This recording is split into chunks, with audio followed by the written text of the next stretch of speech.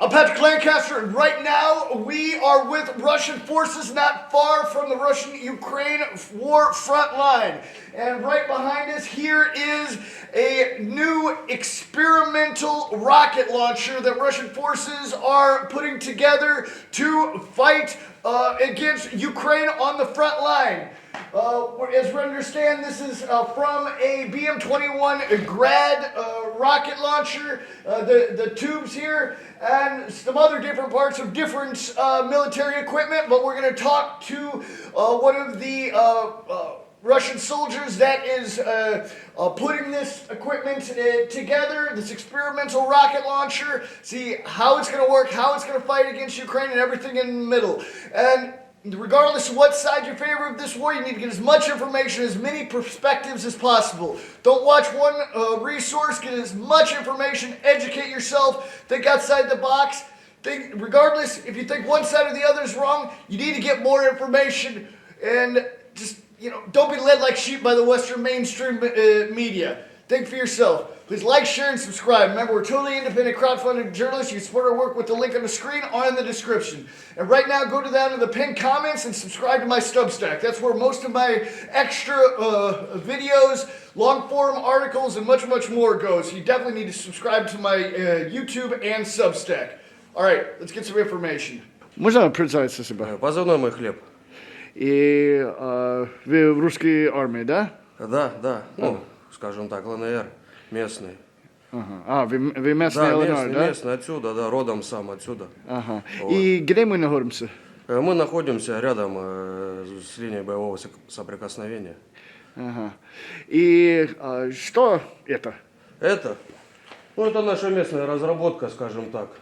УАЗ головастик, а это установка с зенитки, а это трубы с града. Чуть-чуть решили модернизироваться, Ага. чтоб мы как стрелковый батальон, чтоб прикрывать наших ребят, которые штурмуют, ведут активные действия, чтоб больше было поддержки. Скажем так, маленький кочующий партизан. Выехали, отработали. Скажем так, на нем будет более комфортно ездить. Быстро выехали, отработали и быстро убежали, скажем так. Уехали с места. Можно сказать, как экспериментал, да? Экспериментально, да, как видели там, думали, как сделать. У нас сначала был одна труба, как там партизан, ходили с ним, бегали. А сейчас, так как получается, надо работать получше, и решили модернизировать, чтобы не одна была труба, а решили поставить 4. Две испытали, работает, 2 мало, хотим еще добавить пару труб, чтобы сразу за один залп 4 ракеты у нас вылетало, то есть, скажем так, больше площадь покрытия, квадрат. Это как процесс готовится сейчас? Процесс готовится, да, дорабатываем чуть-чуть ее. Она рабочая, еще хотим доработать. И когда будет все? Я думаю, в ближайшее время она у нас будет полностью готова. Это труба, это от града, да? Трубы, да, от града. Установка град.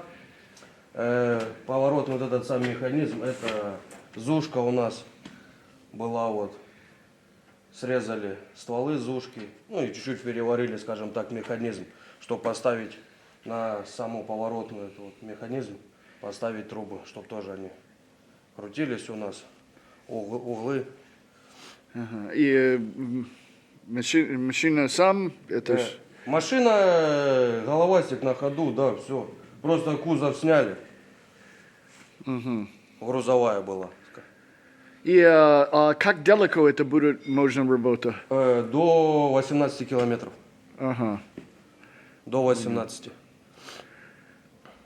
15-18, скажем. И это будет именно как града, Как град, только BM-21, град да? 20 снарядов, да. Да. А здесь у нас будет 4. Это будет BM-21, ракета как град, да? Да. Ракета как града, да. Ага. Понял. Вы сказали, это большая дабна будет, да? Как быстро и как это, да? Быстро, да, ну, выехали на точку, отстрелялись, прикрыли там вот и уехали обратно. То есть будем отрезать, чтобы противник не смог подойти к нашим позициям, если вдруг, где как. Ага. Можно чуть-чуть покажи, как это работает, как... Ну как работает? Вот у нас получается поворотный механизм. Вот он поворотный механизм. Вот. Один поворотный, второй поворотный. Вот. То есть поднимается влево, вправо. Вот стопорный. И все у нас работает. Ну, скажем так, еще в процессе пока дорабатываем.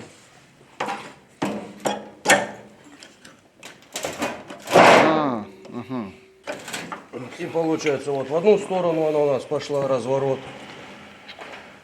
И во вторую сторону. Точно так же вот будет крутиться вот оно. Чик. Вверх, вниз. Вот, поворачивает вверх, вниз. Вверх и вниз, Да, вверх, вниз. Ну, градус так, так поворачиваем. Ниже, выше. То есть. Как я понимаю, вы местный, да? Да. И местный Луганск, вы сказали, да? Да, родился здесь.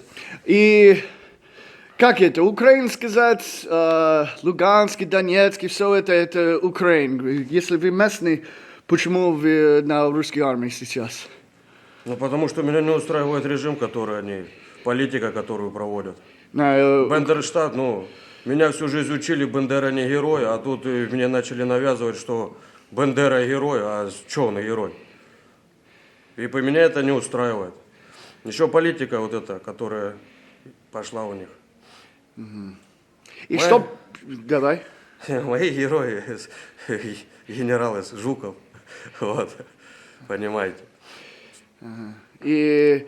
Не поддерживаю национализм, который они ведут, политика их. Вот.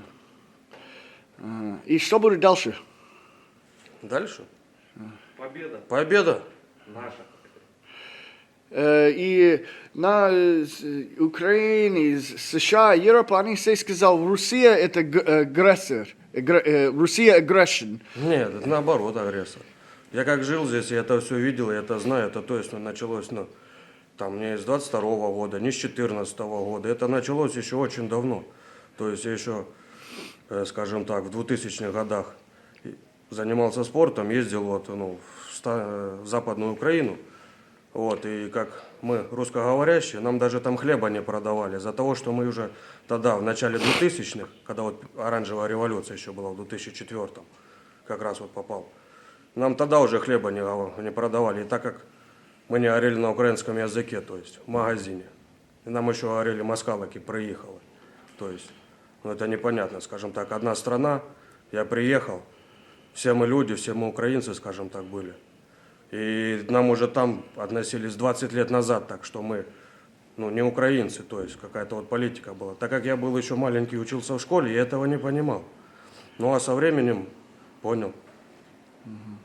И война начала на 14 год, да? Не, война началась в 2004, скажем так, уже. Уже 4, да? Оранжевая, вот эта оранжевая революция, когда была, уже тогда все это началось.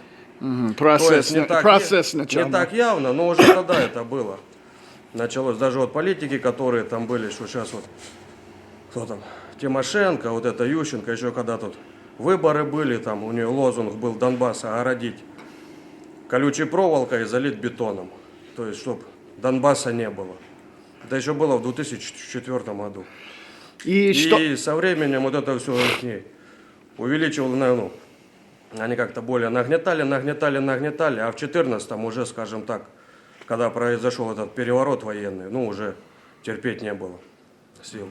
Ну, что произошло в 14? В 2014 году захват власти. То есть переворот, скажем так, произошел в стране. Одни... Майдан и все. Майдан, получается, да, скажем так, вот кучка националистов, я не знаю как, но вот у них получилось захватить власть. И вот 2014 года началось вот это. Мы не приняли этот режим и пошли в ополчение, скажем так. И что ополченец был? Да, ополчение, что просто стояли на постах, не пускали с палками, с ружьями. Вот, скажем так вот началось. И потихоньку начали развиваться там. Вот, и потихоньку вот переросло в полноценный, скажем так вот, конфликт. Скажем так, гражданская война. 8 лет, да? Да. И как вы был подумал, когда 22 года, когда Россия начала? Был рад очень сильно, думаю, наконец-то дождался. Дождались мы все это, не я один, то есть нас много кто. Ну, дождались наконец-то помощи. То есть, ну, пора было это завершать еще давным-давно, но, скажем, рады, наконец-то. Нас услышали, приняли. Вот. Силу за собой почувствовали, поддержку, вот и поэтому я здесь. И вы до России здесь вы тоже был воевать? Да. Ну, не воевал, да, был. Ну, да, ополченец как, да? да? Ополченец, да. И какой года и сколько лет? С 2016-го. Ага. И до Ну, сейчас, вот, да? на данный момент, да, здесь. О, вот, уже 9 лет, да? ну, плюс-минус, да, скажем так. Ну, здесь вот. Все, спасибо. Не за что. All right, so we've shown you as much information here on this experimental Russian Army rocket launcher, and we're going to keep bringing you the important reports you're not going to see in the Western mainstream media. Think outside the box. Get perspectives from multiple sources.